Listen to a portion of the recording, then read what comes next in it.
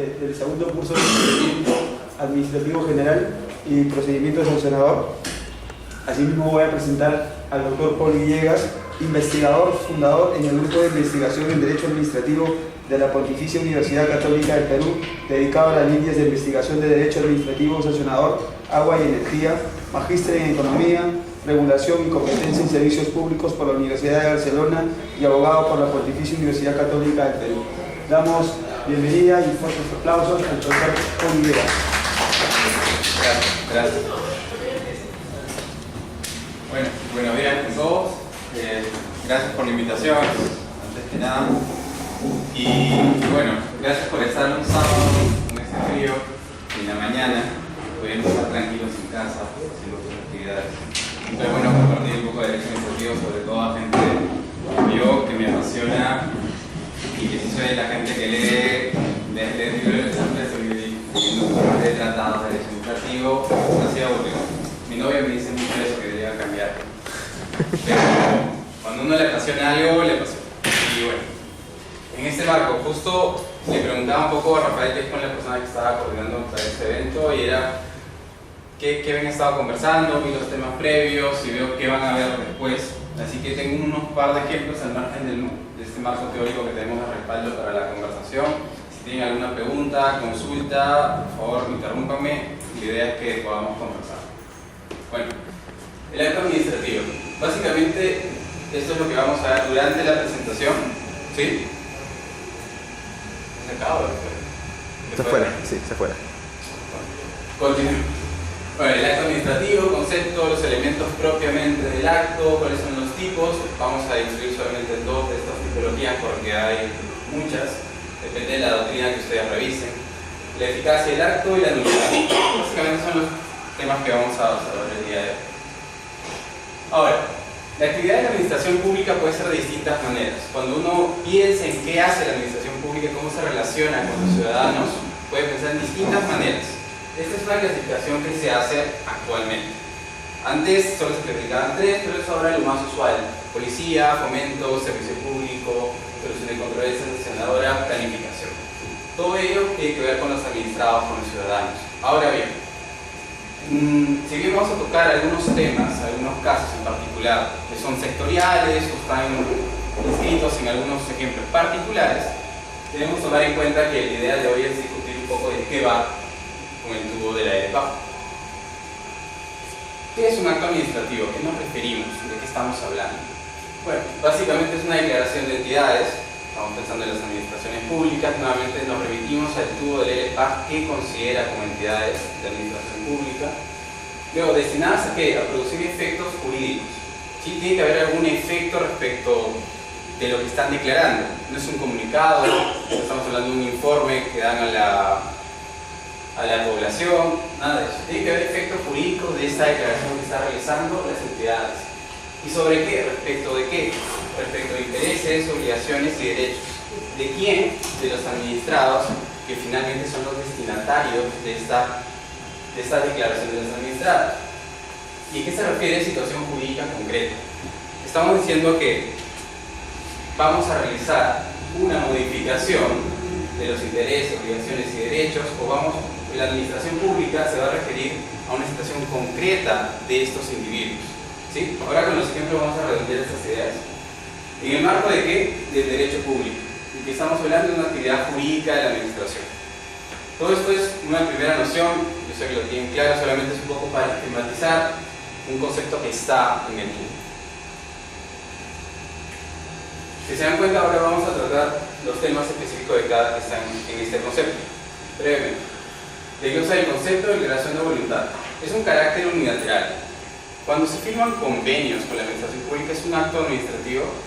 Pues no, no es propiamente un acto administrativo. ¿Por qué? Porque para que sea un acto administrativo debería ser de carácter unilateral. Solamente la administración pública es quien realiza esta declaración.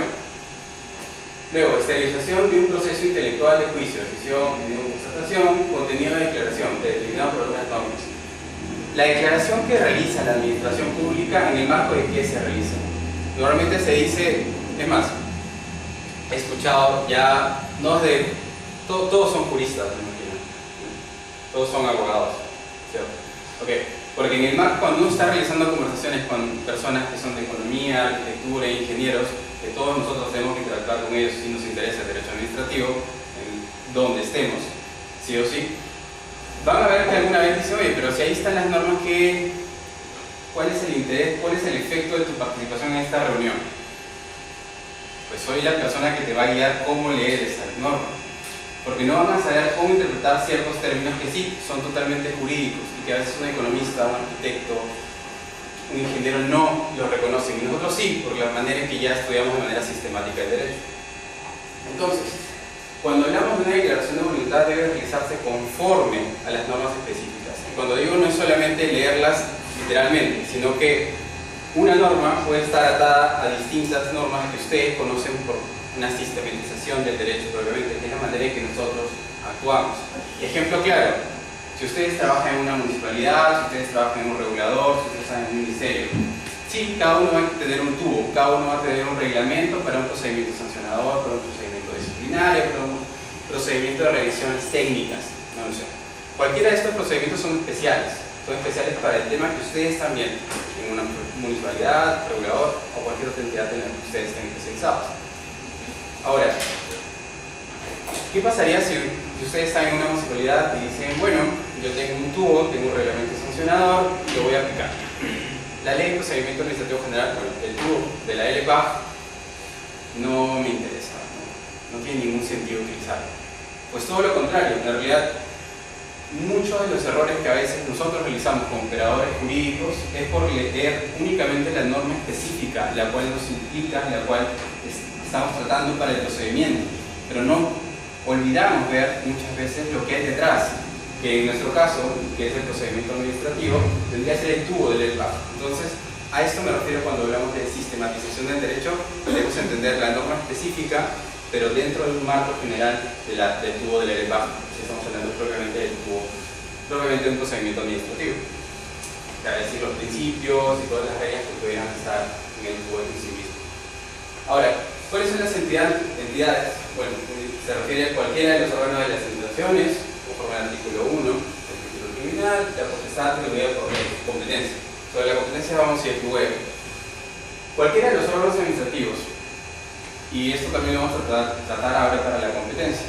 ¿Qué sucede si ustedes solicitan una autorización, una licencia, un permiso, como quieran llamarlo? Depende mucho de, al menos en el ordenamiento jurídico peruano, es muy casuístico realmente el término que utilizan para decir autorización, permiso,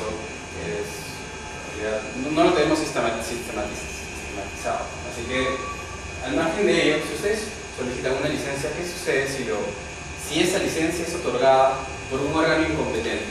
Pero es por decirlo así, una municipalidad o el ministerio de vía es quien tiene la potestad para otorgar esa licencia. Bien podrían ustedes actuar, simplemente ya tienen su título habilitante, no tienen ningún inconveniente en poder realizar, desarrollar la actividad que tenían en mente.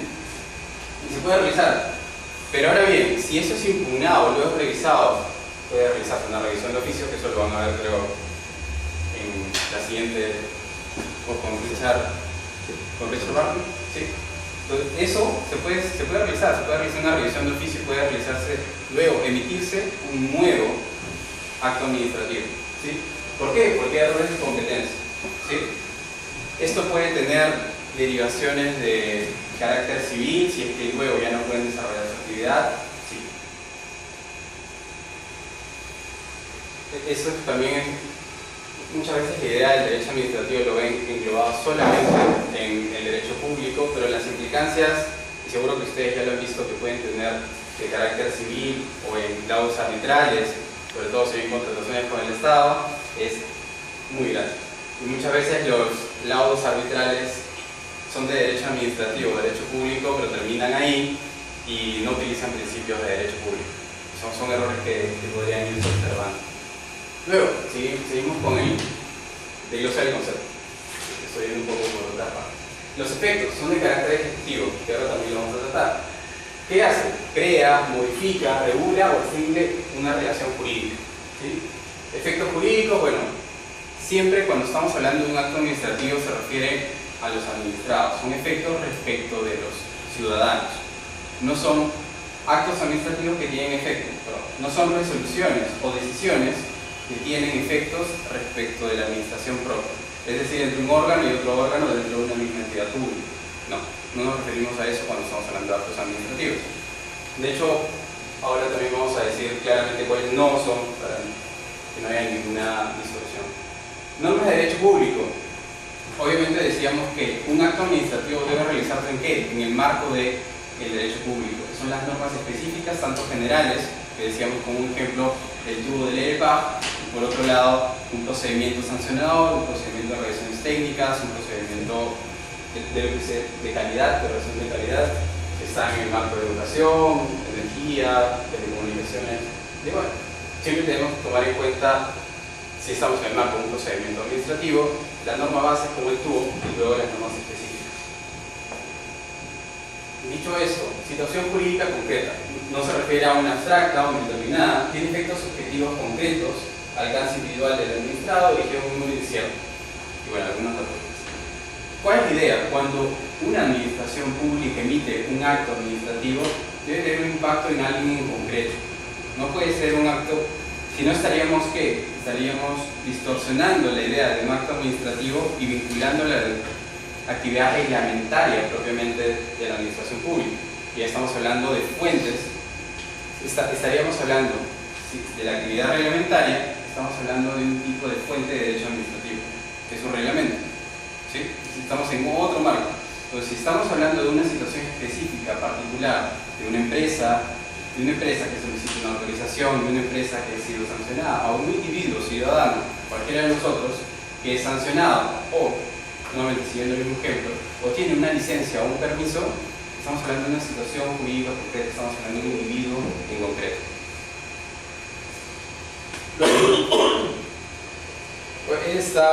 Esto creo que es bastante claro. Toda actuación administrativa es acto administrativo. El ejemplo clásico que mencionan en clase siempre es: si se va a hacer la demolición de cierta parte, normalmente piensen en una casa, ¿sí? Una casa con salida a la calle, no un condominio, no, sino una salida a la calle. A veces tiene un espacio, no me recuerdo el nombre, si me dio. Hay un espacio previo entre el espacio entre la construcción en sí misma y la vía pública, la vereda. A veces en ese retiro está prohibido simplemente que se realicen cierto tipo de actividades por un tema de ordenamiento territorial o ahora señalado derecho urbanístico, que es derecho administrativo. Al fin y al cabo, no se puede realizar una construcción, no pasa nada. En realidad quiero tener una habitación más, quiero tener donde estacionar el coche, quiero tener una sala de televisión, me falta espacio, construyo. No pido licencias, no realizo ninguna actividad en relación con la administración pública correspondiente, que en este caso es la municipalidad distrital. ¿Qué sucede luego de eso? Llevo 1 año, 2 años, 3 años, ya estoy seguro, estoy tranquilo. Es más, veo el Código Civil, ya pasaron 5 años, 10 años, ya voy 12 años utilizando ese retiro como una sala de televisión donde mi familia está tranquila. ¿Y qué pasa si luego llega el municipio, me toca la puerta y me dice: oye, eso no debería estar ahí, está prohibido? Es más, imagínense que no es un retiro. Ahora que recuerdo, imagínense que es un ejemplo, no sé si era en el sur o en San Isidro, que algunas casas habían construido en un jardín, en un parque público, y lo habían hecho propio. Todos ellos ya tenían un jardín adicional en la parte posterior de sus casas. ¿Y qué sucede? Pasaron, sí, yo creo que más de 5 o 10 años. No me acuerdo nuevamente si el ejemplo era San Isidro de Surco, pero finalmente estabas invadiendo, estabas fuera, estabas invadiendo espacio público, así de sencillo. Y no tenías ningún tipo de autorización para realizar ese tipo de obras. ¿Qué sucede cuando viene la administración pública y te toca la puerta y dice: por favor, tienes que destruir lo que has construido, todo ese espacio, ese jardín que has creado, donde has una piscina, lo que es? Eso es un acto administrativo y el acto propio de demolición. No me refiero cuando te tocan la puerta, sino que luego lo que el privado hace: yo no voy a hacer nada, que es lo que ha sucedido en más de un lugar. Yo no voy a hacer nada, yo no voy a destruir. Si quieres destruirlo tú, no es mi no es mi dinero, yo no voy a gastar más, si quieres, si es tuyo, llévatelo tú. ¿Y eso qué sucede? La administración pública va a venir, y sí, puede venir con un tractor y destruirlo, y volver a hacer nuevamente no el jardín, sino el parque público que estaba. Y lo hace. ¿Y a cargo de quién? ¿Quién debería pagar por esa actividad de la administración pública? Ese privado que ha hecho que la administración pública realice esa actividad. Eso por un lado. Y yendo al tema, prácticamente lo que iba a decir, esa actividad de demolición vendría a ser un acto administrativo. En realidad no se hace dentro de la administración pública, se hace respecto de digamos, una decisión previa, ¿sí? Se hace frente a los ciudadanos, a un administrado en particular. ¿De qué manera podría ser considerado o no acto administrativo? En este caso no es una decisión en sí misma, sino que estamos hablando ya de una actuación material de la administración pública. Está desarrollando, está ejecutando una decisión que ya se realizó, ¿sí? O sea, en su momento ya ha sido decidido que esto debería ser destruido. Una demolición, al fin y al cabo. Entonces, eso no es un acto administrativo. Y por otro lado, yendo justo lo que he explicado es, si no me equivoco, esto, pero volviendo a esto, que es lo que ya les había mencionado, el acto administrativo se hace respecto de los ciudadanos, respecto del administrado, respecto de la empresa, ¿sí? Entonces, de esta manera es una actividad externa. Por el contrario, cuando hablamos de una actividad interna entre los órganos administrativos, entre la presidencia del Consejo Directivo de OCIPTEL emite un reglamento. Ahora que recuerdo, en el tiempo, ya hace unos años, con el presidente anterior de OEFA, había muchas normas que salieron como de la presidencia del Consejo Directivo de OEFA. Salieron muchas normas. Obviamente también es una administración pública que está en pleno crecimiento y está materializándose, ahora ya está en un lugar nuevo. Pero esta administración pública tenía muchas normas que estaban siendo emitidas ¿por quién? Por la presidencia del Consejo Directivo de OEFA. ¿Y para qué? Eran normas para que los propios órganos de la administración pública de OEFA sepan cómo realizar ciertos procedimientos, sepan cómo actuar ciertos trámites. Entonces, esto estamos hablando de que no estamos hablando de actos administrativos propiamente, ¿sí? Luego, actos de las entidades destinados a organizar los efectos de sus propias actividades y, bueno, orientados a la eficacia y permanencia de los servicios de las entidades, no regulado por el LPAG y otras cosas. Bueno, estos tres supuestos que están dentro del tubo del LPAG nuevamente recogen esta idea de que nos estamos refiriendo no estamos refiriéndonos a actos administrativos que son decisiones de la administración pública respecto de ciudadanos, administrados, empresas, personas jurídicas, en realidad no tenemos que decir empresas. Y por otro lado, si estamos hablando nuevamente de decisiones de la administración pública que refieren únicamente funcionan para el funcionamiento mismo de esta entidad pública, no estamos frente a actos administrativos, sino solamente actos de administración interna. Una pregunta. Sí. Por ejemplo, una firma de un convenio de cooperación interinstitucional entre entidades del Estado, eso no sería un acto administrativo. ¿Entre entidades te refieres a entidades públicas? Entidades públicas. No sería un acto administrativo. ¿Por qué? Porque justamente debería ser respecto de un ciudadano. Ahora, eso es respecto del convenio, porque también debería ser unilateral. Te doy un ejemplo parecido, no parecido, sino contradictorio y absurdo alguna vez. Muchas entidades públicas no tienen un local propio y tienen que a veces alquilar, ¿cierto? Es algo que sucede en la administración pública peruana. Entonces, cuando tienen que arrendar un lugar, muchas veces cuando hacen este arrendamiento no cumplen con ciertas, no sé, por ejemplo, lo que te pide que tengas salidas de emergencia, no cumples con eso. ¿Qué sucede? En este caso, por ejemplo, viene la municipalidad distrital y te impone una sanción por no haber cumplido con estas cosas. Ahí estás un acto administrativo de una administración pública, que en este caso es el municipio distrital respecto de otra administración pública que está ejerciendo sus actividades allí. En este caso, esta administración pública está funcionando, está únicamente, se le está considerando como un sujeto particular más. ¿Y qué puede darse? No hay ningún inconveniente. Por ejemplo, en el Sí. caso de que, por ejemplo, en una municipalidad funcione a veces centros de conciliación del Ministerio de Justicia y funciona dentro, porque obviamente no hay otro local dentro, exacto, entonces dentro de la municipalidad le da un espacio para que ejerza ahí sus funciones. O sea, eso también podría verse incluido en ese aspecto, no podría ser un ejemplo también de eso. ¿O no? A ver, estamos, o sea, el ejemplo que estaba dando, Claro. y que lo que te refieres es que el centro de conciliación no cumple algún parámetro. Claro, o sea, no tiene un local, no tiene un lugar destinado específicamente para sus funciones y por eso es que hace tal vez un convenio con la municipalidad para que funcione dentro de la municipalidad. Sí, sí. No, pero eso es, si no me equivoco, sí existe, son los convenios de cooperación, sí se dan, sí están, pero no son considerados como actos administrativos. O sea, eso sí lo quiero deslindar.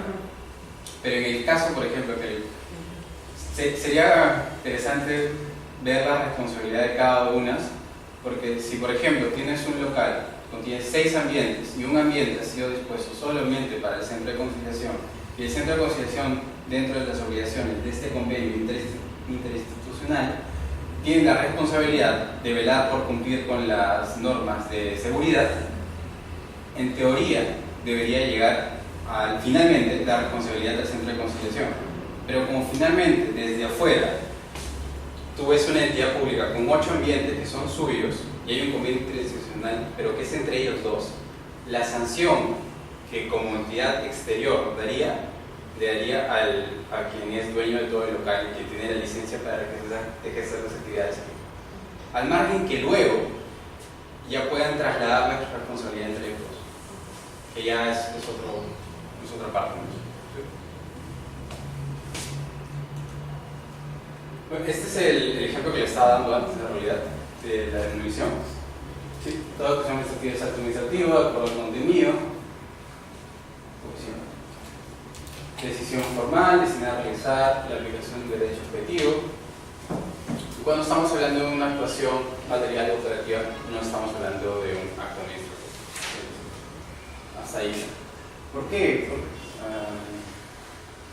A ver, otro ejemplo, para no hacerlo con solo el de demolición, que es bastante claro, y ahí ya podemos ir a lo de la Entonces, ¿qué sucede? Pensemos en un organismo regulador, ¿sí? En un organismo regulador, y un organismo regulador impone una sanción a una concesionaria, una entidad concesionaria. Estaríamos hablando, no sé, piensen en telecomunicaciones, piensen en electricidad, piensen en gas natural. Gas natural solamente tenemos para la distribución de gas natural. Entonces, en estas entidades se puede imponer una sanción, ¿sí? Esta sanción es un acto administrativo, ¿sí? Ahí no, sé que lo van a discutir luego, pero estamos frente a una decisión de la administración pública respecto de un tercero, respecto de un administrado, que en este caso es una empresa concesionaria, y en este caso ahí se presenta un acto administrativo. Luego, en este acto administrativo de sanción se ha impuesto una multa. ¿Sí? Esta multa, imaginen un número, no sé, 30 UITs. Entonces, este es un acto administrativo. Luego, ¿qué pasa luego de? Se acaba el procedimiento administrativo sancionador en vía administrativa, a la entidad concesionaria se le pasa el plazo y ya no tiene nada que hacer, el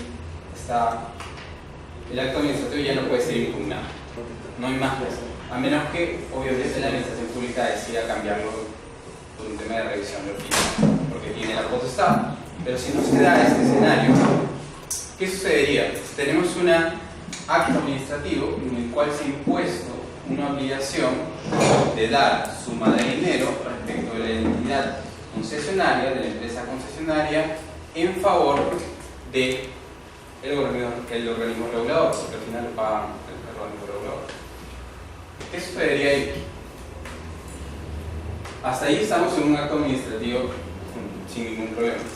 Luego de ello, ¿qué sucede si el organismo regulador inicia un procedimiento coactivo y durante el procedimiento coactivo o con el procedimiento coactivo decide congelar las cuentas de la entidad concesionaria? ¿Eso qué sería? ¿Ya sería un acto administrativo o sería una actuación material de la administración pública para ustedes? Lo digo más en concreto. En realidad, con los organismos reguladores no sucede este tipo de problemas con las empresas concesionarias, pero con algunos municipios distritales en algunas zonas de difícil acceso, piensen en carreteras y todo esto, y obviamente la entidad concesionaria donde tiene su centro, si piensan, ¿dónde tiene su centro de operaciones, por así decirlo? Está en Lima, ¿sí? Caso paradigmático, el caso paradigmático es el de Telefónica y una sanción que tuve en un municipio distrital en la selva. No pudo, se dio la sanción, la notificación no se sabe dónde bien llegó, pero llegó y los días pasaron, no se impugnó.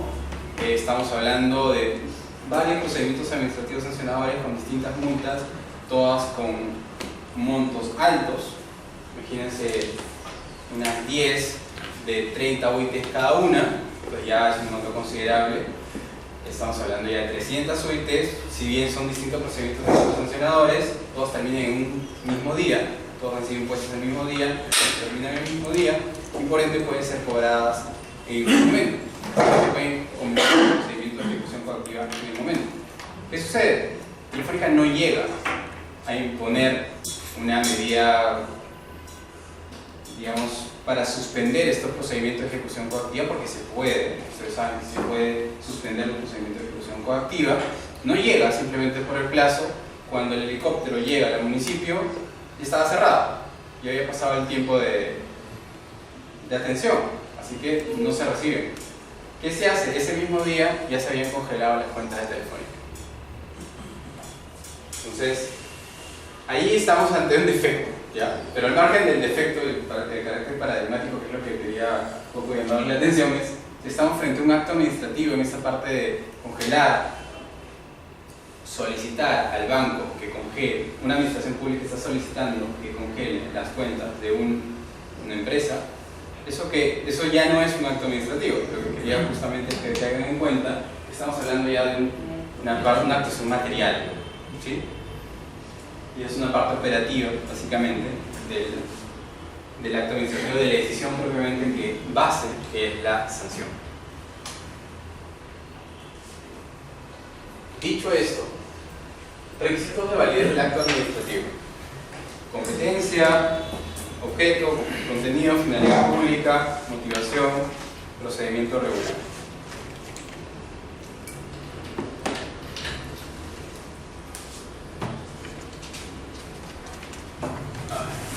Competencia. Bueno, básicamente estamos pensando en que cuando estamos hablando de competencia tenemos que saber primero si la entidad pública respecto de la cual nos estamos relacionando como administrados tiene la competencia para el procedimiento que estamos velando, por tener el permiso, licencia, el título habilitante que necesitemos, uno, o por otro lado, si estamos en el caso ya de defensa, estamos frente a una sanción que ha sido impuesta respecto a uno de nuestros clientes, tenemos que saber primero si esa entidad pública es la llamada a emitir esta sanción, a imponer esta sanción. Al margen de que antes de ello, bueno, o luego de ello, revisemos si el procedimiento se ha dado de la manera adecuada. ¿Sí? Entonces, sabiendo ello, debemos pasar a un segundo término. Y cuando hablo de competencia me refiero a los 5 tipos, y ahora traigo con ellos.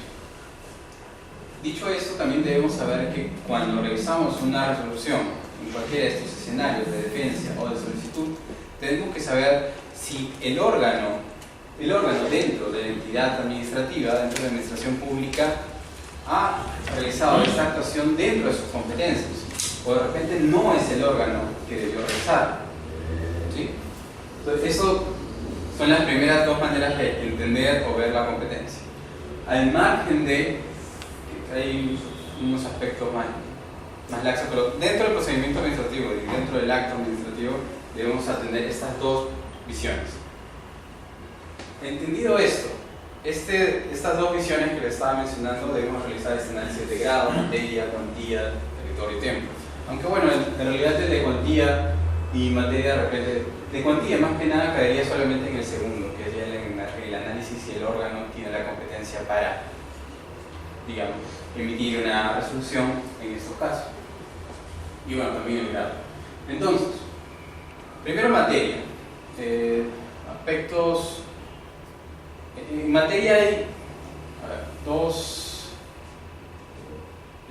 Les cuento más o menos. A ver, un ejemplo era el argumento que normalmente se presentaba por las empresas concesionarias recién privatizadas. Estamos hablando de los años, bueno, los 95 que recién los iban a imponer. 95. Sí, no, es que sí, de hecho las normas que realizan la liberalización son en los primeros años de los 90, pero luego recién con los reguladores existentes y ya con más fuerza, recién comienzan las sanciones por parte de los reguladores. Que bueno, dependiendo de cuál estemos hablando, están en distintos tiempos, distintos momentos en el tiempo. En el caso, por ejemplo, de los INDERMIN, que se crea en el 96, y luego, ya todos sabemos que en el 2001 ya tenemos la Ley Marco de Organismos Reguladores. Entonces, en ese tiempo, 96-2001, empiezan a imponerse sanciones por el regulador, por distintos aspectos, aspectos de calidad, que la luz, no sé, por ejemplo, ahora se atenúa y luego sube. Esos son errores de la calidad, por ejemplo, la electricidad, que estemos hablando por la vía telefónica, y sabemos en el fijo en ese tiempo, que era lo más usual, la telefonía fija, que falle, que no podamos hacer una llamada, todos son errores de calidad, por ejemplo. Y se podía imponer una sanción por ello. Por otro lado, y eso es lo que tendrían las empresas concesionarias ya privatizadas, que tenían que ser supervisadas, reguladas y, si el caso se da, sancionadas por los organismos reguladores. Pero ¿qué sucedía cuando le tocaban la puerta, le dejaban una notificación por una empresa, perdón, por una entidad local, por un municipio? Decían, tú no tienes ninguna competencia respecto de mí, porque conforme a la ley de telecomunicación, ley general de telecomunicaciones, a la ley de concesiones eléctricas, quien va a realizar las actividades de supervisión, regulación y sanción, bueno, y fiscalización, son los organismos reguladores. Tú, como entidad administrativa, no tienes que ver nada con ello. Y era un argumento que se ponía. Y si ustedes revisan a un proceso judicial que ha sido iniciado en el 2005, sus procedimientos administrativos son más antiguos. Son 2001, 2002, van a ver que esos argumentos se dan en distintas concesionarias, las que ustedes quieran, Telefónica, Luz del Sur, el NOR, van a estar esos argumentos, se presentan.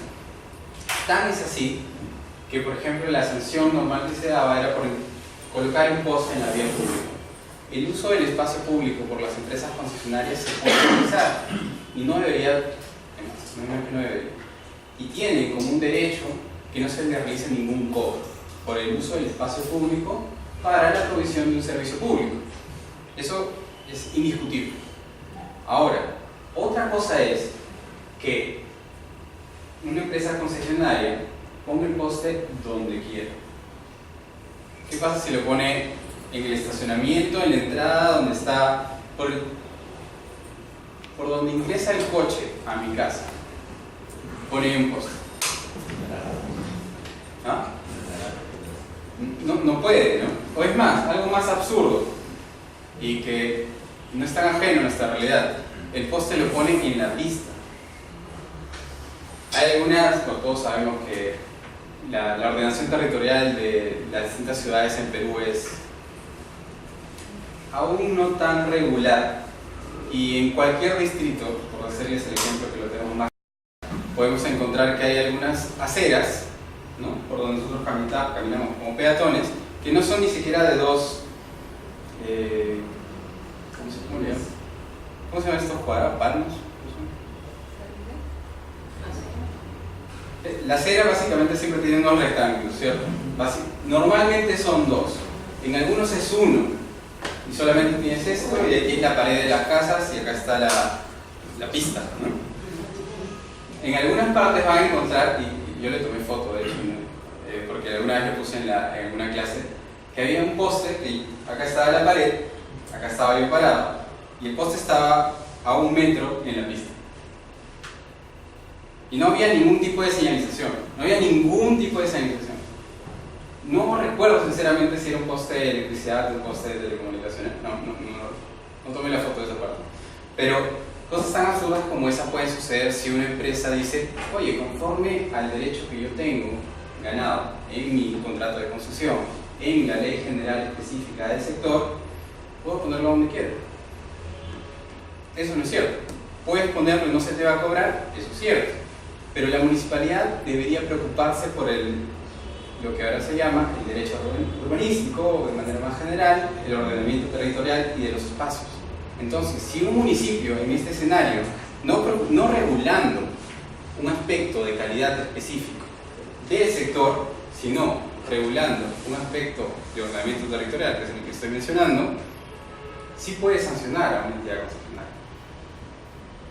Estos procesos siempre decían, tú, municipalidad distrital, no tienes competencia sobre mí, porque la única entidad pública que puede imponer una sanción es un organismo regulador.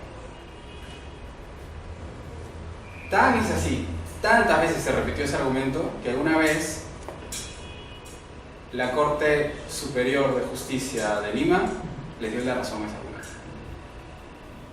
Tanto se repitió, tantas veces, tantos procesos por las distintas concesionarias, imagino, son muchos, incluso que las multas por municipalidades distritales son muchas.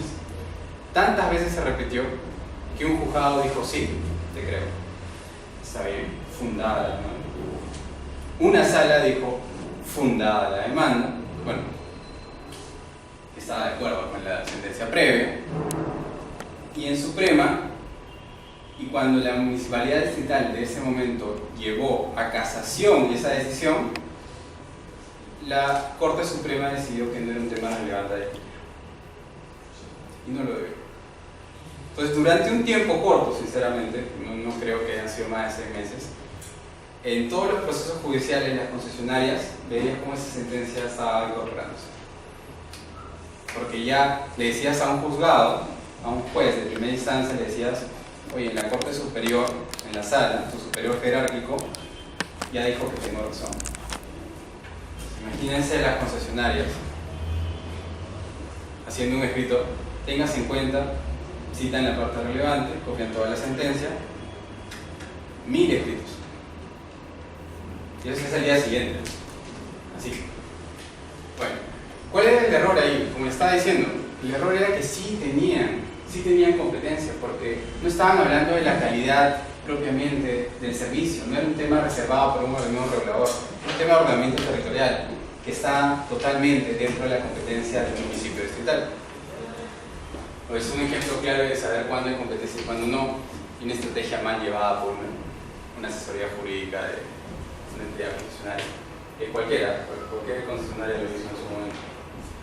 Bueno, eso es uno, también es territorio, saber a quién le corresponde, saber hasta dónde llega el territorio, digamos, entre municipalidades distritales, saber hasta quién debería sancionarte. Algunos verificadores, no me acuerdo el nombre específico, pero verificadores técnicos de las municipalidades a veces se pasan algunas cuadras de su distrito. Se ha demorado mucho en la diapositiva. Pero bueno, a veces sucede eso. ¿Qué sucedía? Al final te llegaba una sanción que decía, el municipio de San Isidro te sanciona. Y decías, ya, ¿qué calle es? Tú has pasado por ahí alguna vez y dices, tú no me suenas San Isidro. Y dices, esto Miraflores. Entonces, eso lo puede impugnar, es un error muy típico de Banco. Es una manera de saber que estás infringiendo la norma como concesionaria, como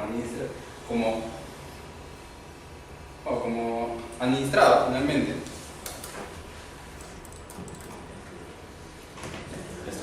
Bueno, ello de competencia. De ahí tengo un ejemplo más de competencia que creo que nos va a servir, pero vamos avanzando. De hecho no me acuerdo bien hasta qué hora. No sé. Objeto. Los actos administrativos deben expresar su respectivo objeto, definición inequívoca de sus efectos. Acorde al ordenamiento jurídico, lícito, preciso, posible física y jurídicamente, comprender las cuestiones surgidas de la motivación, es aquello que decide claro, certifica la autoridad. Pasemos a educación, sector de educación. ¿Qué sucede?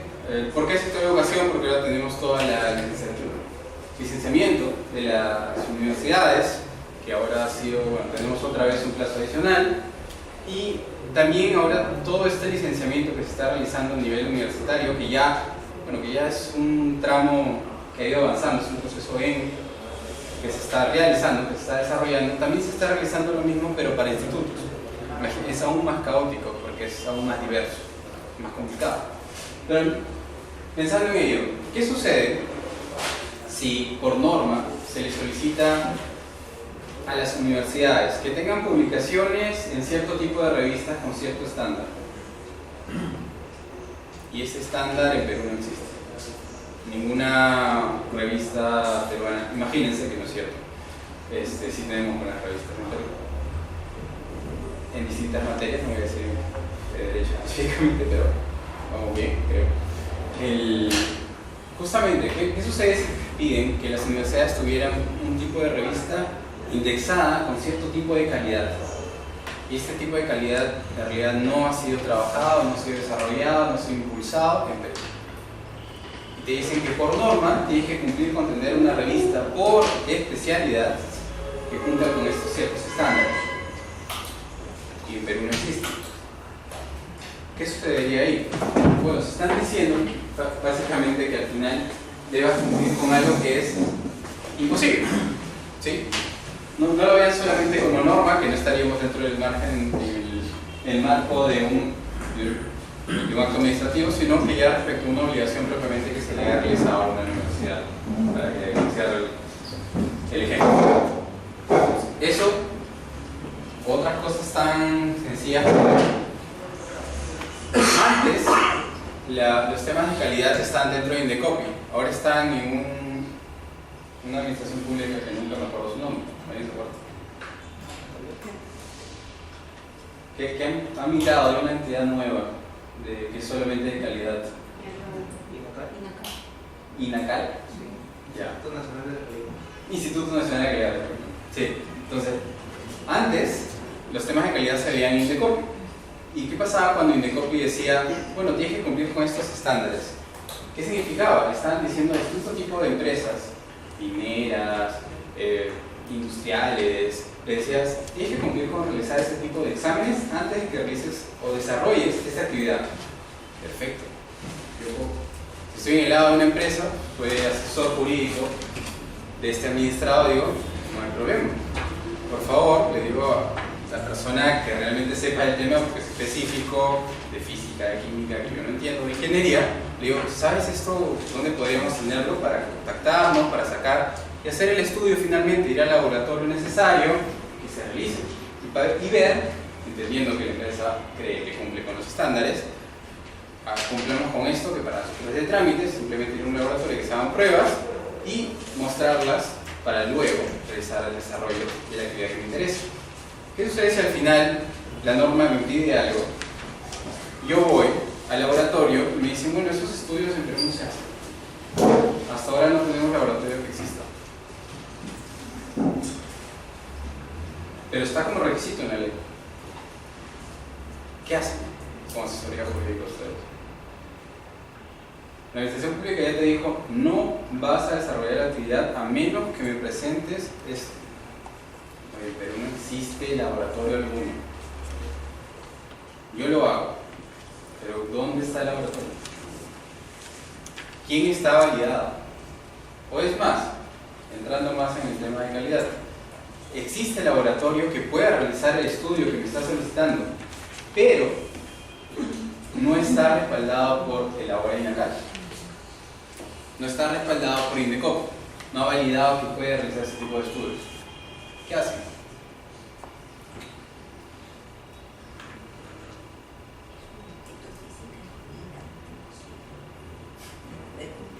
Es tan sencillo como eso.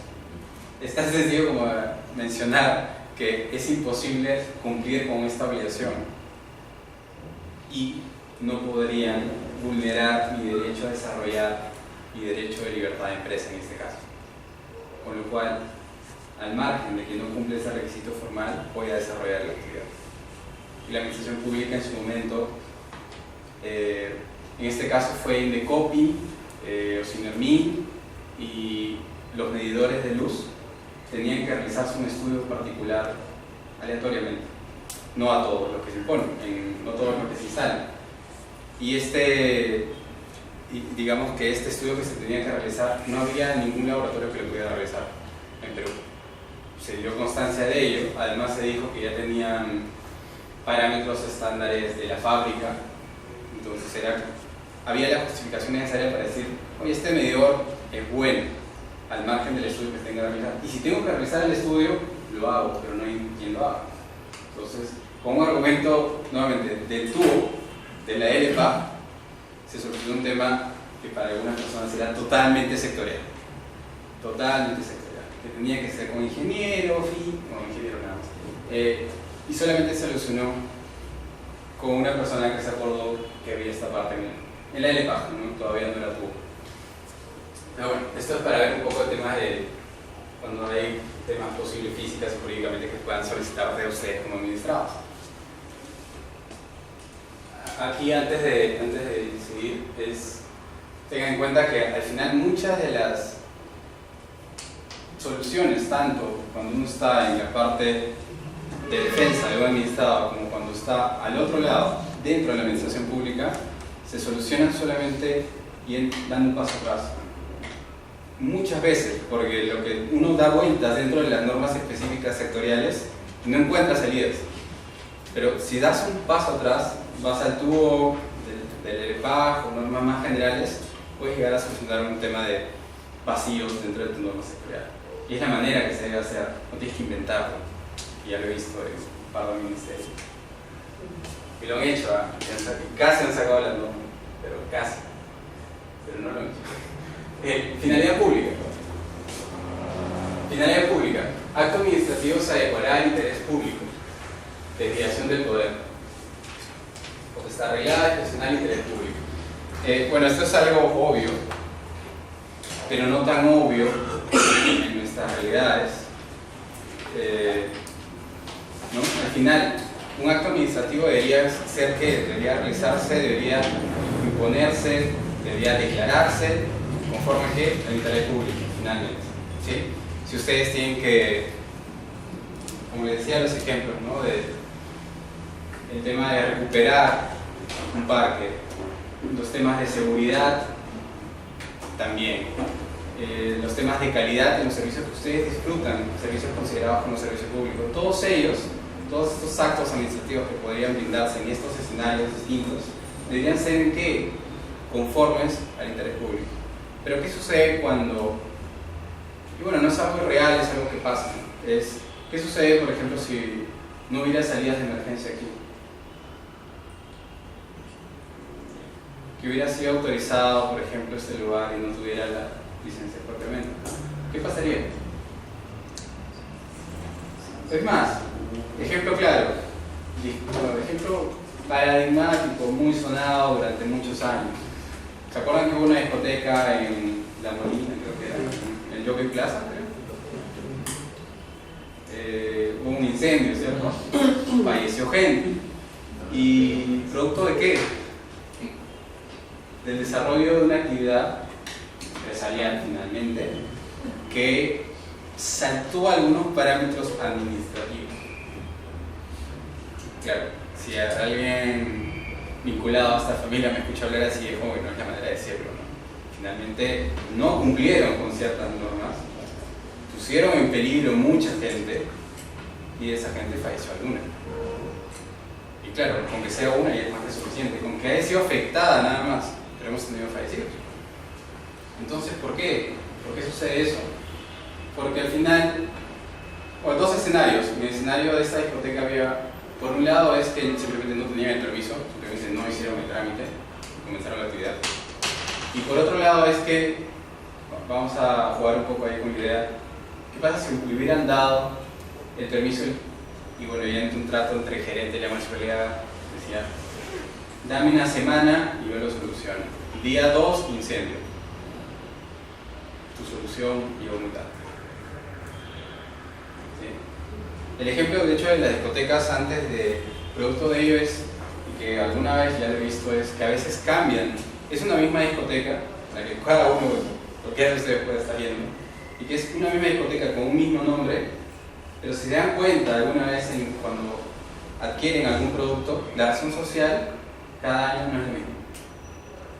En el ticket que tienen de venta, por ejemplo, si compran una cerveza, un vino, un piqueo, lo que sea, y ven el ticket va a decir, no sé, si se llama La Casa Azul, por ejemplo, el ticket va a decir inversiones A. El año siguiente, producciones B. Al año siguiente, producciones C. Porque nunca cumplen con los requisitos y lo que hacen es tener solamente títulos habilitantes provisionales. Solamente lo que hacen es, como no llegan a tener el título habilitante, la licencia, para ejercer la actividad, lo que hacen es variar de persona jurídica.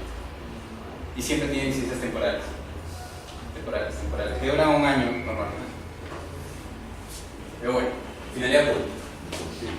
Motivación, bueno, la motivación siempre debe realizarse conforme al ordenamiento jurídico que ya lo estamos mencionando y conforme a los hechos del caso específico que se está realizando.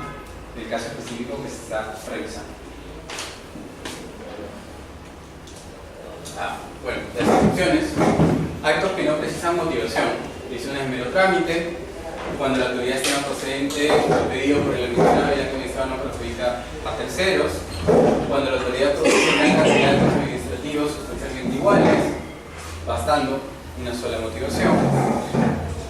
A ver, mero trámite.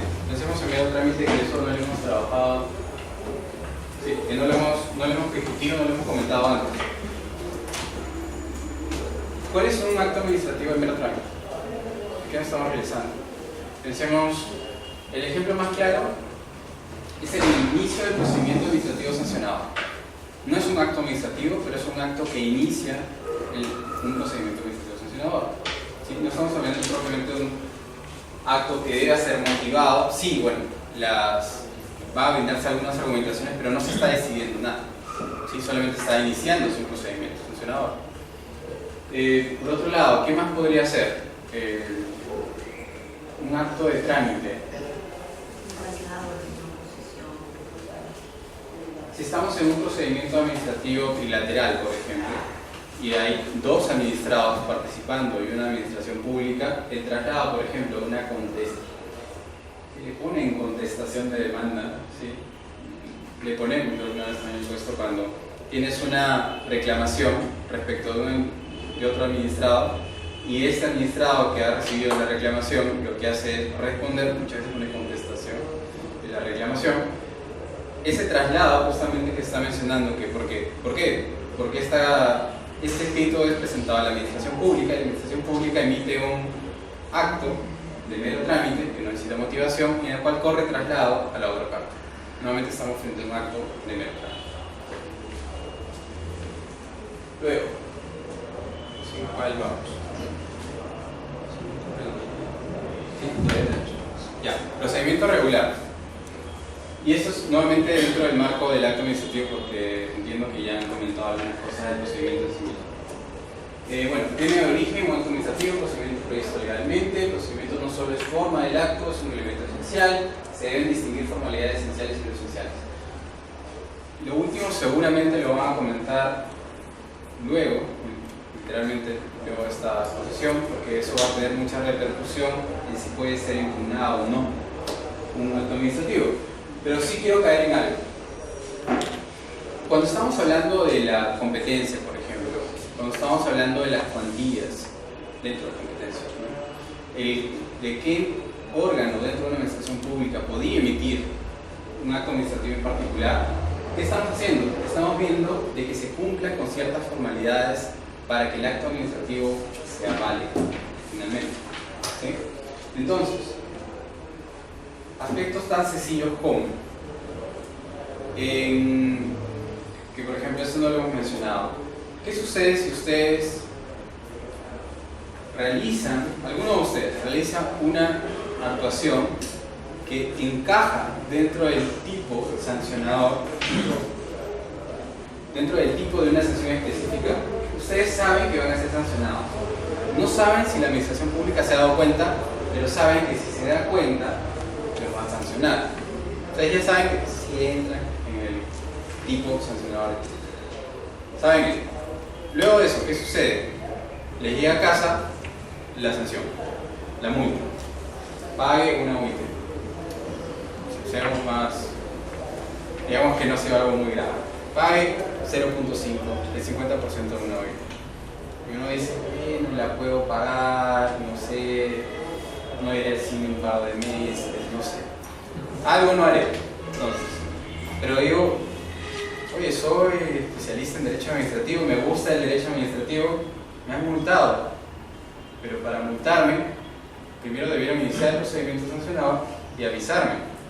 ¿Por qué? Porque debía tener la oportunidad de defenderme, de presentar descargos antes de ser sancionado. Tan sencillo como esto. Entonces, ¿qué sucede ahí? ¿Ustedes qué creen? Y ese es un caso real en cualquier procedimiento administrativo sancionado que no haya tenido la fase de descargos. ¿Qué sucede si se emite la sanción, se impugna, se agota la vía administrativa, se va al contencioso administrativo, estás previo a que se emita sentencia ya en primera instancia en el Poder Judicial? Y dices, das un escrito en particular, al margen que ya está en tu demanda, diciendo, por favor, consideren que no me dieron la oportunidad de descargo, han vulnerado mi derecho de defensa. No es la manera que debieron haber realizado la sanción. La pregunta es, ¿para ustedes es esencial o no haber tenido esta oportunidad de descargos?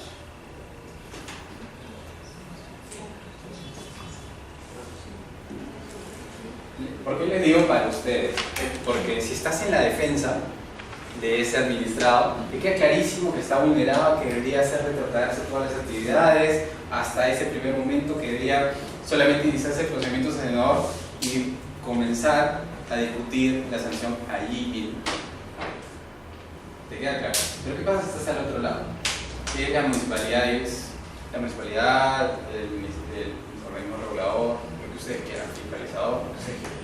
¿Qué sucede? Es decir, ¿cuál es el problema si al final has tenido tu recurso de reconsideración, tu recurso de apelación? Es más, tuvimos un informe oral y ahora tienes la demanda y has tenido alegatos en el proceso judicial y has tenido también una oportunidad en un informe oral.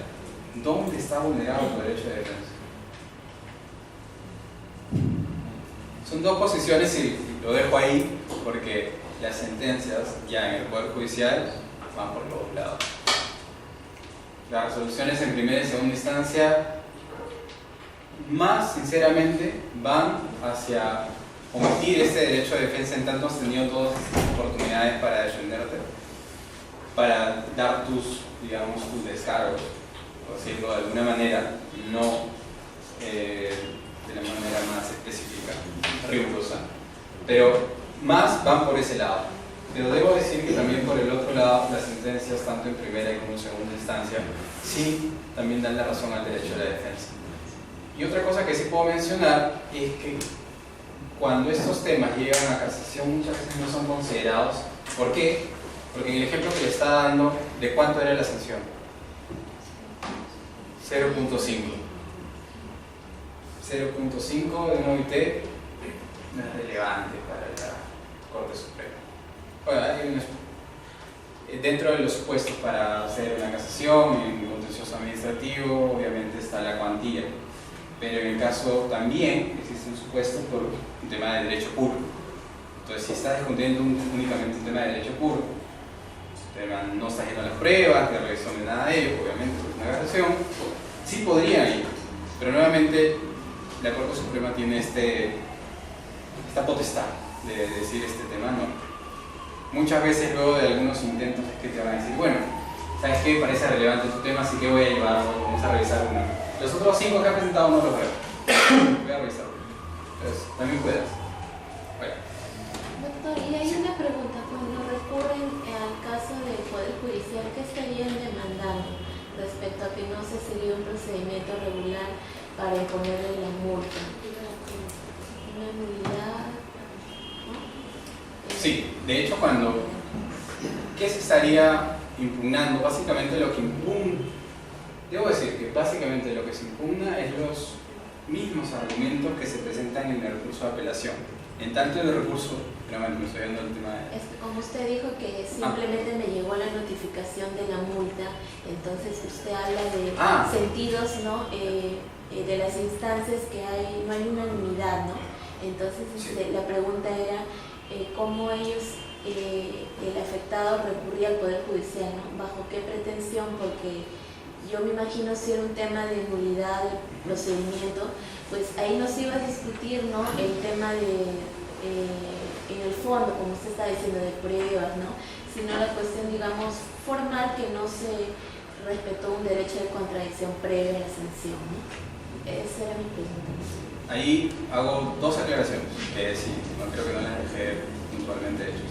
Uno, estamos hablando de impugnación solamente judicial, que estoy hablando de vía administrativa a vía judicial. Eso es una. En esa se puede realizar, obviamente lo primero que vas a hacer si estás en un contencioso administrativo, es decir, este acto administrativo no ha sido emitido de manera correcta, está haciendo una nulidad. A eso vamos. Ese es el argumento base, al margen que termines hablando de calidad, al margen que estés hablando de que la tarifa ha sido mal colocada, impuesta, al margen de que hables de distintos temas muy específicos, en educación, en energía, en telecomunicaciones,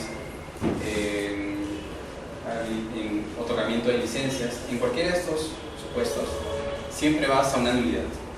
Cuando estás yendo de un acto administrativo, de la vía administrativa, al proceso judicial.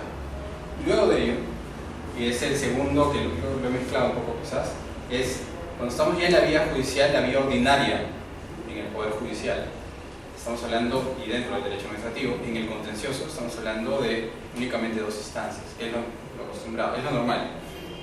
Es nuevamente la vía ordinaria. Estamos hablando de un juzgado especializado en contencioso administrativo y una sala especializada en contencioso administrativo. Ahí acaba el proceso judicial. Eso es la vía ordinaria. Otra cosa es que es un recurso extraordinario realmente la casación, donde ya se discuten otros temas. Y en el caso del contencioso administrativo, propiamente lo que hacemos es discutir temas de derecho público. Porque estamos, nuevamente, ¿cuál es la justificación de todas estas impugnaciones? Una nulidad. Ahora bien, argumentos para que tu casación sea admitida en Corte Suprema es más difícil que te tomen atención si tu sanción es de 1, 2, 3 o 3. Claro. Me parece el argumento de la otra parte que digan, bueno, si yo te impuse esa multa, te notifiqué, y digan, bueno, pero acá ya en sede judicial has tenido, ¿no? Como usted dice, la defensa propia con los recursos, porque se habla de una divergencia entre los órganos jurisdiccionales, ¿no? Sí, no, que no clarísimo. es muy discutible, ¿no? Pero bueno, me parecería que no, porque o sea, previamente. De hecho, si uno prueba esto y le da a entender esto a la Corte Suprema, la Corte Suprema va a decir, este sí es un tema en el cual hay mucha divergencia, como lo estás diciendo, entonces sí debo pronunciarme para que haya un criterio. ¿Sí? Pero nuevamente, Hasta ahora no hay hasta unanimidad. De hecho, es más sencillo, debería ser lo ideal, ¿no? Que se pronuncie siempre la Corte Suprema, pero debo decir también que las administraciones públicas, los administrados son muy de recurrir, sobre todo cuando tienen poder de negociación, ¿no? Hablando con empresas grandes, concesionarias, recurren todo lo que no les da la razón. Entonces, si hablan de carga, ellos contribuyen también. O sea, es algo cierto. Pero bueno, al margen de eso, únicamente la distinción es si en una casación, nuevamente estamos hablando de un tema de pleno derecho, debería poderse admitir, la Corte Suprema va a tener la potestad de hacerlo o no. Pero al margen de ello, las posibilidades de que tu casación sea admitida a trámite son mayores. Si por ejemplo en un caso sancionador estamos hablando de 100 OITs frente a 3 OITs, es más probable que tengas un espacio en el primer escenario. Bueno, dicho eso,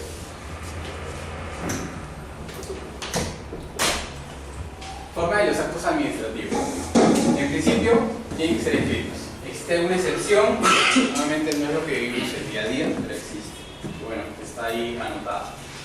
Puede darse que no sea estrictamente escrita, pero no es algo que se da mucho. Además, ¿qué debe estar? ¿Qué debe estar presente en un acto administrativo? Debe estar la fecha, el lugar en que fue emitido, la denominación del órgano del cual emana, nombre y firma de la autoridad que lo emite. ¿Qué sucede si ustedes no saben quién es el órgano que emitió? Saben quién es la entidad, pero nunca les dicen quién es el órgano. Pueden impugnarlo, pueden dar información, pero no estarían cumpliendo. Es tan sencillo como a quién van a solicitar una reunión si no saben quién emitió la resolución. Un tema indispensable para saber quién es el responsable de cada una de las actividades de la administración pública. Tiene que estar establecido un órgano específico. Es más, si no lo hace, si ustedes ven la norma, van a saber quién debió hacerlo y es con quienes deberían reunirse. Bueno, hay unos casos especiales, actos administrativos producidos por sistemas automatizados o actos emitidos en serie o masivo. Bueno, clase de actos administrativos. Como les decía al comienzo de nuestra charla, existen distintas maneras de clasificar los actos administrativos. Depende mucho de la doctrina que ustedes revisen, de los artículos que estén revisando, ¿sí? Estudiando. Al margen de ello, vamos a caer en dos, básicamente, que son los que están subrayados. El acto constitutivo y actos declarativos, por un lado, y los actos definitivos o decisorios, y los actos de trámite que ya hemos ido comentando. Me he quedado con un ejemplo todavía de competencia que les quería comentar, que voy a intentar comentarlo por aquí también. Clasificación según incidencia de los efectos jurídicos del acto sobre una situación o relación jurídica del administrado. Bueno, acto administrativo constitutivo declarativo. ¿Cuál es el ejemplo típico cuando estamos hablando de esto? Primero, todos ustedes, conforme a la Constitución que nosotros tenemos en Perú, es posible que desarrollen actividad empresarial. Está clarísimo. Es posible. Ahora, que ustedes tengan ciertas limitaciones propias del interés público, se dan, tan sencillas como cuál. Si ustedes van a tener un restaurante, tienen que cumplir ciertas cosas, ¿no? Tienen que cumplir ciertos estándares de calidad de higiene, por decirlo así, al margen de otras cosas que ya habíamos dicho de seguridad, por el estilo. Solamente considerando la parte de higiene. Entonces, deben cumplir con ello, ¿sí? Tienen que tener ciertas relaciones previas para tener luego las autorizaciones necesarias para desarrollar su actividad empresarial, que en este caso del ejemplo es un restaurante, nada más que ello. En ese caso, ¿dónde estamos? Estamos hablando de un acto administrativo declarativo, porque al fin y al cabo su derecho a desarrollar una actividad empresarial está reconocido en la Constitución. No tienen por qué, no se les va a dar el derecho a desarrollar la actividad empresarial. Ya lo tienen, solamente que está limitado. Eso es parte más que nada de la actividad de policía, que se le dice la actividad de limitación de la administración pública. Por otro lado, que es el primer ejemplo, cuando estamos hablando de actos administrativos constitutivos, nuevamente el ejemplo paradigmático serían las concesiones. Concesiones tanto de servicio público como de bienes públicos, ¿sí? Para el desarrollo de la actividad de servicio público como para la explotación de bienes públicos, ¿sí? Ambos escenarios. ¿A qué nos referimos? Básicamente, este acto administrativo lo que les brinda es el derecho a realizar, a desarrollar esta actividad. Por ejemplo, si ustedes quisieran desarrollar, imaginemos, solamente el servicio de agua potable llega hasta este lugar del salón, pero para toda esta mitad no llega. La empresa concesionaria aún no tiene la capacidad en este año ni el próximo año para brindarles el servicio, para comenzar las actividades para brindarles el servicio, ¿sí? escenario, ¿qué sucede? ¿Cuál es su nombre? Mariel. Mariel dice, no hay problema, yo tengo unos ahorros y puedo brindarles por lo menos a la mitad de eso. Lo que voy a hacer es utilizar la conexión que ya tengo de agua y voy a brindarles el servicio a 6 personas, a 6 viviendas en este caso. ¿Qué sucede en ese escenario? ¿Está desarrollando una actividad empresarial? Sí. ¿Qué sucede con esta actividad en particular? Es una actividad que está reservada por el Estado y que pues lo de reservada no lo voy a decir porque también nuevamente hay discusión en la doctrina en los profesores de derecho administrativo. Quito lo de reservada. Pero es una actividad considerada de servicio público. Eso está clarísimo. Eso sí, no hay discusión. Entonces, siendo una actividad de servicio público, ya no está vinculada a tu derecho de libre empresa solamente, sino que también tienes un interés general que prevalece sobre tu derecho de libre empresa. ¿Sí? Entonces, ¿qué estoy diciendo básicamente? Que en este caso es una actividad que debe ser, es una actividad en la cual no desarrollas tu derecho de libre empresa solamente, sino que también tienes que tener el derecho a realizar esta actividad, el derecho a prestar este servicio.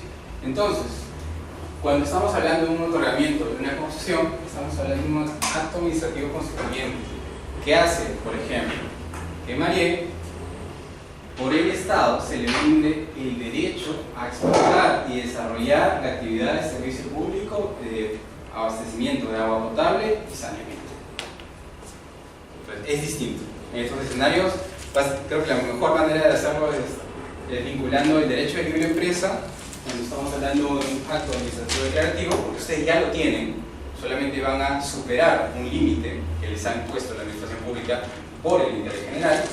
Y en este caso, en un acto administrativo constitutivo, estaríamos, por ejemplo, hablando en el caso de una concesión, en el cual ustedes no tienen el derecho para realizar esta actividad, pero el Estado, mediante este acto administrativo, la administración pública, les otorga el derecho a explotar, a brindar este servicio. Por ejemplo, el de agua potable y saneamiento, que funciona igual para los demás servicios públicos.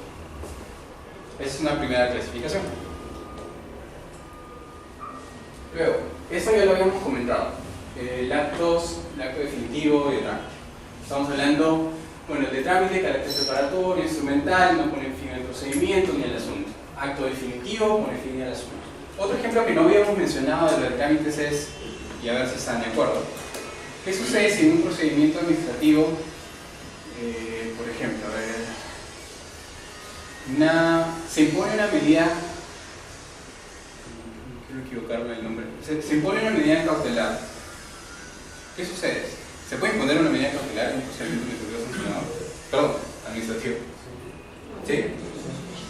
Ya. ¿Esa medida cautelar para qué es? Estamos cautelando algún derecho, ¿verdad? Que una situación no varíe, o por el contrario, culminar con una actividad que se está realizando y que no se siga desarrollando porque puede afectar a algún interés general. Entonces, en este caso es un buen ejemplo para decir que no es un acto definitivo. Una medida cautelar solamente es un acto de trámite dentro de un procedimiento. ¿Okay? Es un ejemplo que no siempre mencionamos, pero es esta. Sí. También pasan dentro de esa clasificación los informes. Los informes. Informes que sirven de sustento para resoluciones finales. Solo por curiosidad, ¿estás pensando en procedimientos generales o también en sancionados? No, general. Ya. Sí, los informes no son un acto definitivo para nada. Ahora, la pregunta, ¿son actos de trámite? Esa es la pregunta. En realidad, no pone aquí en el procedimiento, nunca me han preguntado, pero ya, si estamos frente a un informe, ¿el informe quién lo hace? Lo realiza normalmente un órgano que está brindando, por decirlo así, ¿cómo se llama? Normalmente es una asesoría técnica, un centro técnico.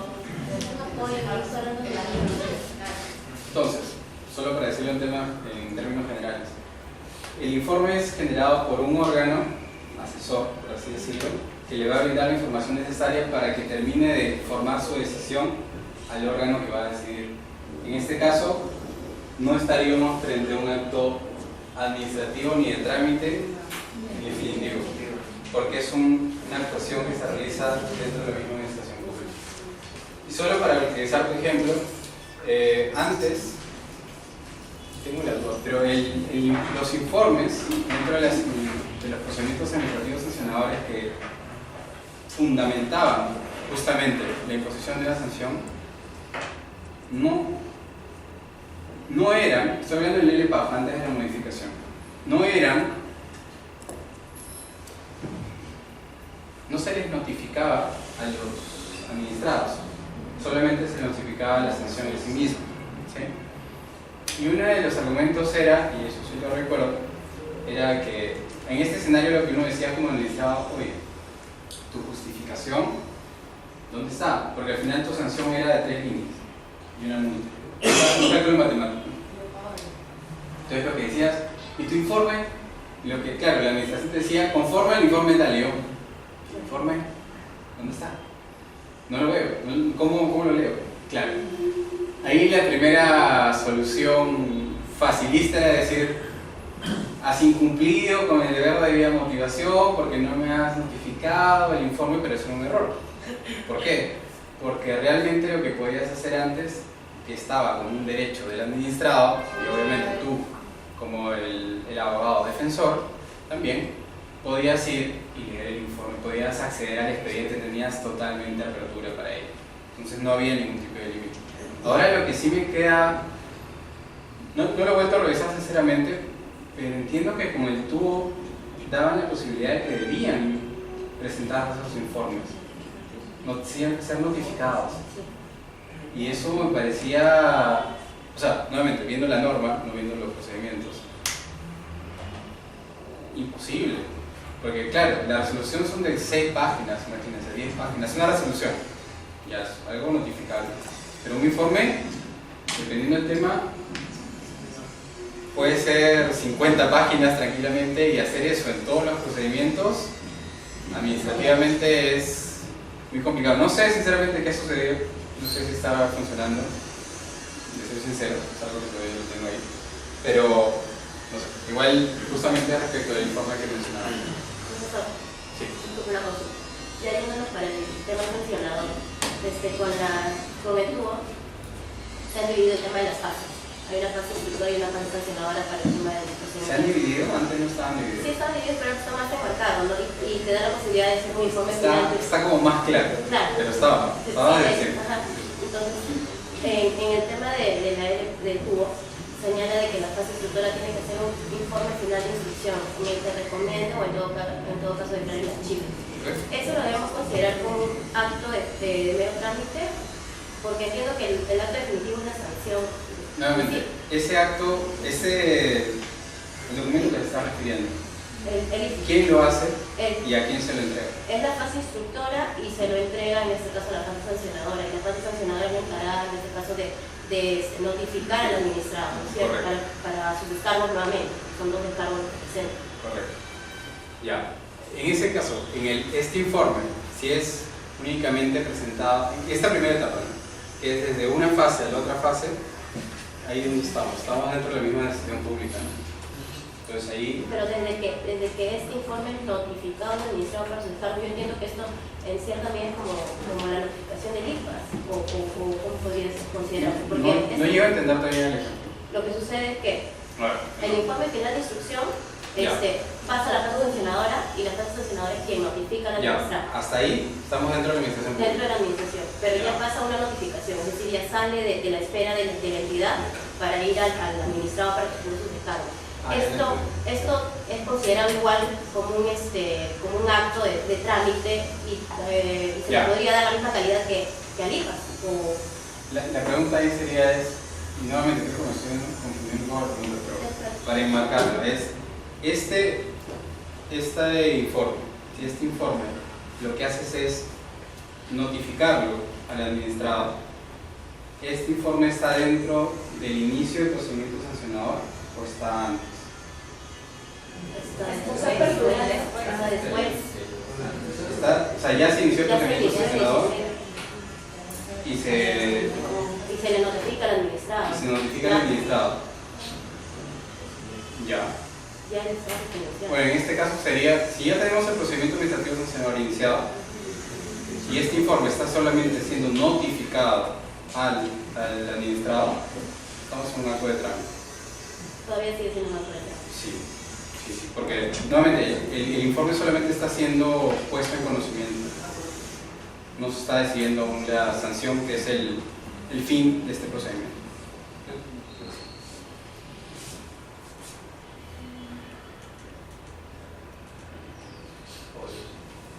Vamos a ir un poco más rápido. Ya. Modalidades del acto administrativo. Aquí solamente considerar condición, término, modo. ¿Qué nos referimos? Uno, a veces se tiene que cumplir algún tipo de, como lo dice ahí, condición, algún tipo de situación para que el acto administrativo cumpla sus efectos. ¿Sí? Es un primer efecto. Tan sencillo como para que se realice reembolso de la multa debes realizar un pago previo de un sol, de un X porcentaje respecto de los trámites que se han realizado en este trámite. Pagas X y te devuelven 3X o 40X, por decir algo. Básicamente tienes que cumplir, tiene que darse alguna condición particular. Término. Por ejemplo, si tienes que realizar, si estás solicitando un permiso, un título habilitante cualquiera, una licencia, se te puede brindar se te quita el límite que tenías para desarrollar la actividad, pero te dicen que solamente puedes desarrollarlo a partir del día 15.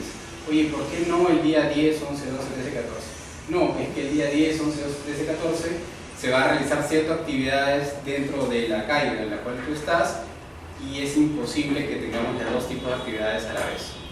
No sé, podría ser la construcción, pavimentación o algo por el estilo. Dicen no queremos gente transitando en esta vía y solamente te lo vamos a poder brindar. Vas a poder brindar esta actividad luego de este periodo. Es propiamente pensando en que está todo organizado dentro de los distintos organismos locales que tenemos. Y bueno, es condición, término, modo, compatibles con el ordenamiento público y aseguren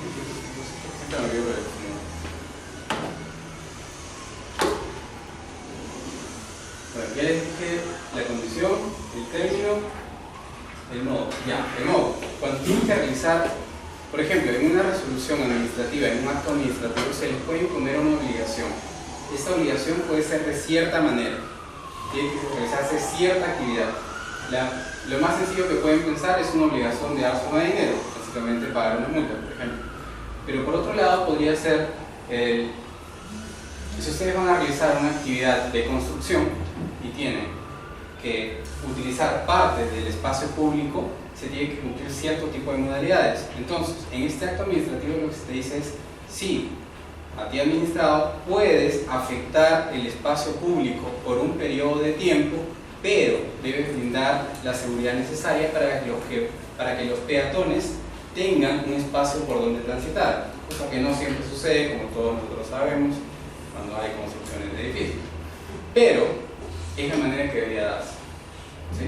Y es un modo en particular en el cual puedes beneficiarte de un acto administrativo, pero debes cumplir con cierto tipo de condiciones. Bueno, dicho esto, paso a los caracteres del acto administrativo, que es más o menos el último, para cumplir con el tiempo que me dieron. Como hemos comenzado un poco después, voy a ser igual a hora y media. Caracteres del acto administrativo: presunción de validez, objetividad, integridad, estabilidad y comunicabilidad. Validez del acto administrativo. Primero, ¿es válido el acto administrativo emitido conforme al ordenamiento jurídico? Hay una presunción de validez. Oye, es obvio que se han equivocado. Es obvio que este tipo de sanción no puede ser impuesta a mí. Todo lo que ustedes quieran. Pero al margen de todo, ese acto administrativo es válido hasta que se pruebe el contrario. Cualquier acto administrativo emitido siempre tiene una presunción de validez, al margen que sea garrafal el error. ¿Sí? Muy pocas veces yo lo he visto, solamente he visto una vez en mi vida que una administración pública ha hecho una revisión de oficio y ha cambiado algo. Siempre he tenido que, si estás en el lado del administrado, has tenido que participar, impugnar, pero solo una vez lo he visto. Y yo tengo fe que sí se hace, nada más que yo no he visto esas opciones. Pero bueno, en el margen de ello, todos los actos administrativos siempre tienen una presunción de validez, por lo cual han sido han sido emitidos conforme al ordenamiento jurídico peruano. Dicho esto, considerando la presunción de validez, por eso nuevamente está ahí la definición, la ejecutividad se refiere a que el administrado debe cumplir con lo ordenado por el acto administrativo. ¿Sí? Entonces, ¿qué sucede cuando uno impone un recurso? Básicamente se hace una impugnación, todo lo demás. La interposición de un recurso, salvo norma legal, y de lo contrario, no suspende la ejecución del acto impugnado. ¿Eso qué tan cierto es para ustedes en su día a día como abogados? Cuando han visto que hay un acto administrativo, un impuesto, perdón, han presentado una impugnación, finalmente, ¿se suspenden o no se suspenden los efectos?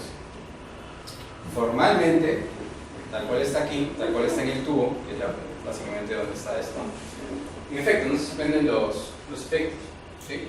Pero, normalmente, si, por ejemplo, lo que ustedes van a ver es una sanción impuesta a un administrado, y si lo impugnas, no te van a estar cobrando el día siguiente. Normalmente, digo normalmente, porque lo contrario, la administración pública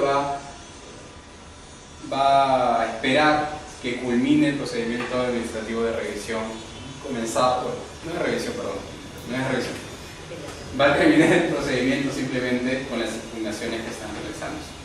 ¿Sí? Pero sí, hay alguna administración que igual va a intentar realizar la actividad que es posible. Nuevamente es un tema de coordinación y para que no haya ningún defecto luego que pueda haber, si se da un error real en este acto administrativo y luego ya lo ejecutaste, vas a tener que indemnizar de alguna manera a este administrado. Y digamos que no es algo ideal para ningún administrado o administración pública, en ningún caso, asumir una indemnización que puede evitarse simplemente con esperar el tiempo. ¿Sí? De una manera bastante lógica. La impugnación, recursos administrativos suspenden su ejecución en algunos casos. Por ejemplo, las resoluciones que ponen sanciones. Esto no es general, nuevamente, pero muchas administraciones públicas lo hacen. Ya lo ponen en su decisión. Al admitir a trámite un recurso, pueden realizar este tipo de decisiones. Pueden también colocarlo. Cuando el superior jerárquico en apelación suspende los efectos del acto impugnado, los actos que agotan la vía administrativa gozan de pleno ejecutivo. Y bueno, medida cautelar, nuevamente, en tanto que existe la presunción de validez para los actos administrativos, lo que tenemos es que si se impugna a nivel judicial, una admisión de demanda no significa que tu acto administrativo esté suspendido. No significa. Entonces, si realmente es necesario, también debería presentar una medida cautelar a la vez. O a la vez, con ese es el tema de estrategia del abogado. Puedes presentar antes la medida cautelar de que admitan a trámite tu demanda, una solicitud de medida cautelar fuera del proceso que le dicen, o puedes esperar que admitan a trámite tu demanda y luego solicitar una medida cautelar en el proceso. ¿Sí? Pues una pregunta. Yo trabajo de una duda con respecto al literal C, cuando el superior jerárquico de apelación suspende los efectos del acto impugnado. Entendemos que suspende el tema de la ejecución del acto, de lo que estaría en el acto. Okay. Porque se entiende que si se interpone un recurso y este lo suspende la ejecución del acto, el superior jerárquico podría suspender esa ejecución. Sí. Ya. Ahora, la duda que está es, en lo que dice a continuación, los actos que agotan la vía administrativa gozan de plena ejecutividad. Entonces, si en materia, por ejemplo, de minería, se agota la vía administrativa al acudir al Consejo de Minería, ¿cómo se puede entender esto de que se gozan de plena ejecutividad si yo entiendo que interponiendo el recurso de revisión, el acto igual se ejecuta? ¿No es acaso que cuando yo interpongo el recurso de revisión y la norma establece que no suspende la ejecución del acto impugnado, yo debo entender que gozan de plena ejecutividad ahí? porque al interponer un recurso de revisión no paraliza la ejecución del acto. Entonces, al no paralizarla, desde ese momento gozan de plena ejecutividad. Entonces, cuando en el C dice que los actos que agotan la vía administrativa gozan de plena ejecutividad, ¿no sería un contrasentido?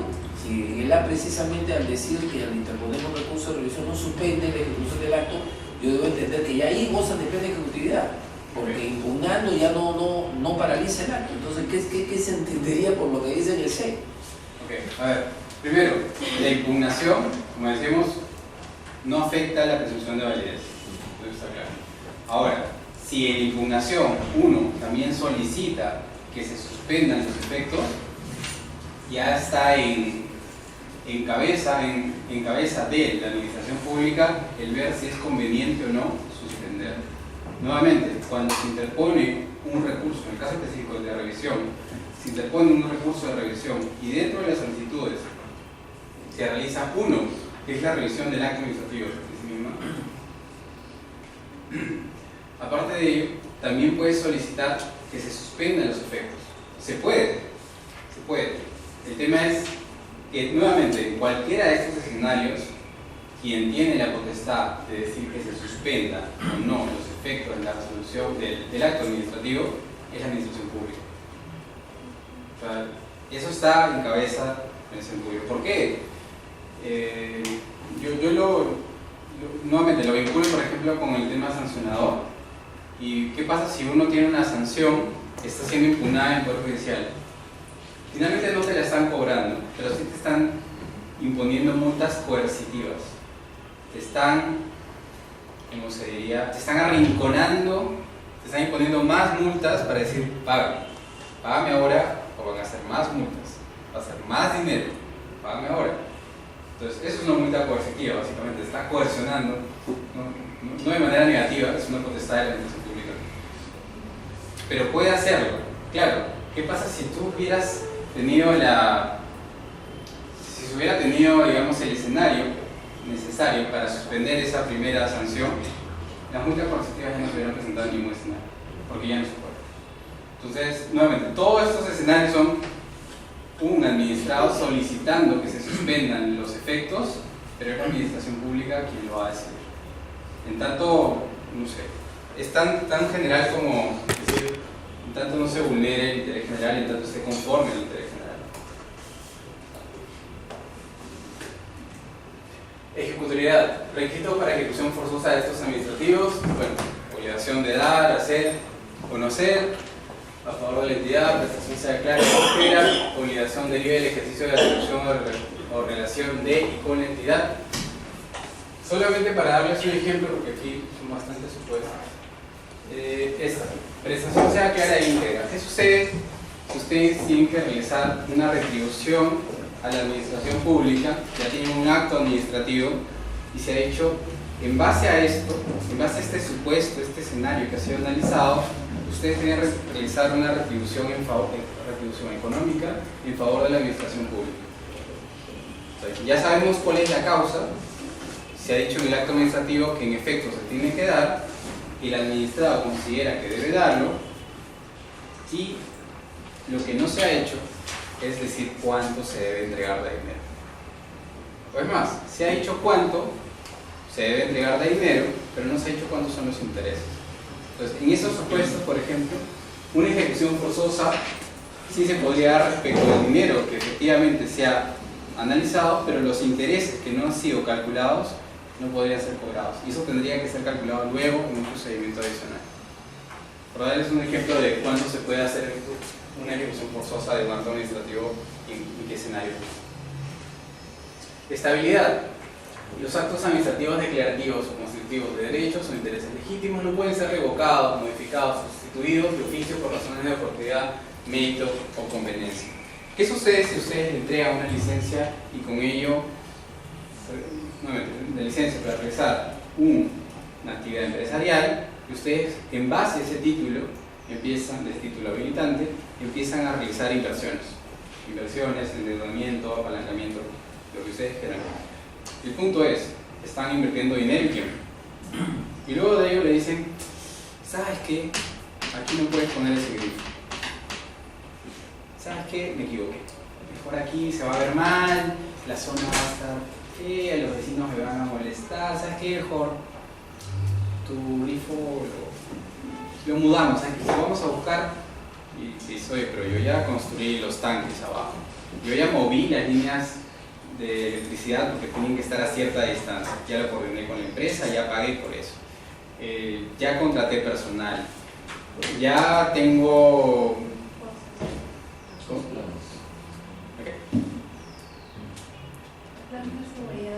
Los planes de seguridad. Tengo casi todo montado, me faltan algunas precisiones, pero ya tengo casi todo. ¿Qué sucede si luego de eso le dicen, es que tu licencia ya no va? O eso no se puede. Y si se hace, ¿qué debe pasar? ¿Se puede revocar un título habilitante por interés general? Sí, no hay ningún problema. El problema es, ¿eso supone una indemnización? Se puede evaluar en cada escenario, en efecto. Sí, y se debería pagar. Pero no sé qué tantas revocaciones han visto con indemnización. O sea, al margen de proyectos de larga escala. Un ejemplo claro, no es de aquí sinceramente, pero sí que se está dando en Barcelona. Allá tienen el servicio de agua potable dividido en dos partes. La distribución en sí misma, que son nuestras conexiones a cada una de nuestras casas, y por otro lado tienen la parte de la represa. Así de sencillo, tienen dividido.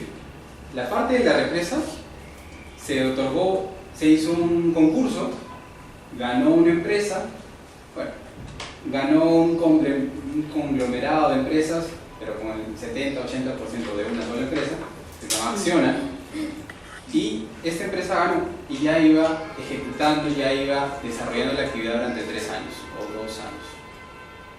Producto de esto, como ya era un privado antes era un público, lo que hicieron fue sincerar tarifas, porque en este caso lo que vendría a ser el gobierno regional allá estaba dando partidas de dinero para que el servicio se pueda seguir brindando y no se estaba pagando con la tarifa esto, cosa que no debería suceder normalmente en un servicio público, a menos que sea justificado. Pero no se estaba justificando bien, básicamente estaban dando dinero para que todo funcione bien y era una burbuja. Entra el privado, obviamente el concesionario, ya es una empresa, quiere sincerar tarifas, simplemente quiere tener la reproducción necesaria, tener su dinero de ingresos y aparte el de utilidad. Y lo que sucedió fue que hasta ahí iban bien, hasta que se decidió por una sentencia judicial que hubo un problema al comienzo del procedimiento de contratación de concurso. Y por ello, lo que ha hecho es, se ha decidido ya en corte, ya no ni en primera ni segunda instancia, sino ya a nivel nacional, porque ellos tienen un poco distinto, a nivel nacional, ya se ha decidido que, en efecto, Acciona tiene que devolver la concesión de 30 años a la Comunidad Autónoma de Barcelona, Cataluña. Algo incorrecto. ¿Eso qué significa? Que una empresa que ha invertido, que ha hecho todo esto, ha hecho el concurso, finalmente le están quitando el derecho que había ganado para desarrollar esta actividad. Y en efecto, ya está por sentencia judicial, no es un caso de revocación propiamente, pero va a tener que devolverlo. Lo que dicen es, en efecto, yo lo devuelvo y voy a prestar el servicio hasta el último día que sea necesario. No hay ningún problema. Pero esto no quiere decir que la comunidad autónoma, el gobierno regional, le va a tener que devolver toda la inversión que hice y todas las utilidades que hubiera ganado durante 30 años. Y eso se va a demandar. Así, más o menos es como 300 millones de euros. Entonces, va a estar interesante. Al margen de la independencia. O ando por ahí. Bueno, listo. Eso es estabilidad. Impugnabilidad, y esto es casi la última diapositiva, por favor. Un poco más de fuerza, yo sí bastante.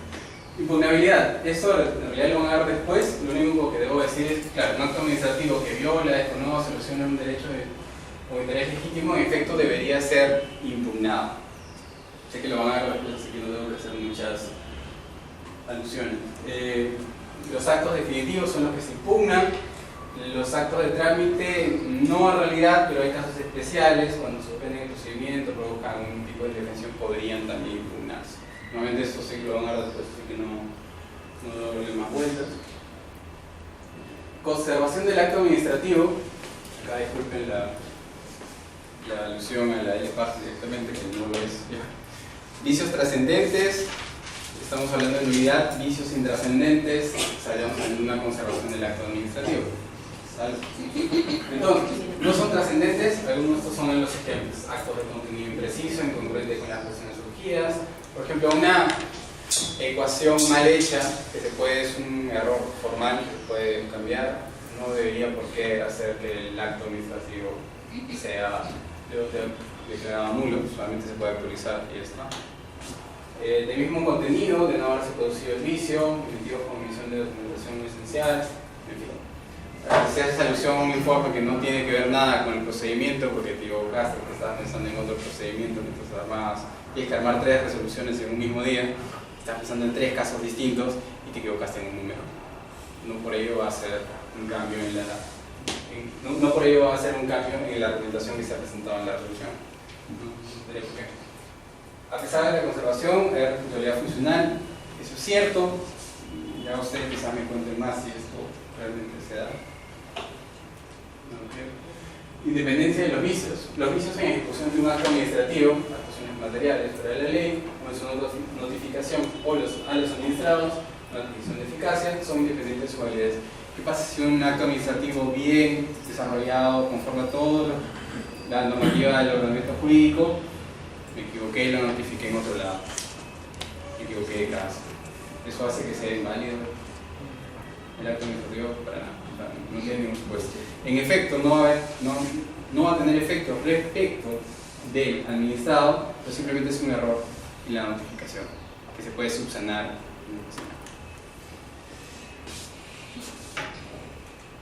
Y muchas gracias por su atención.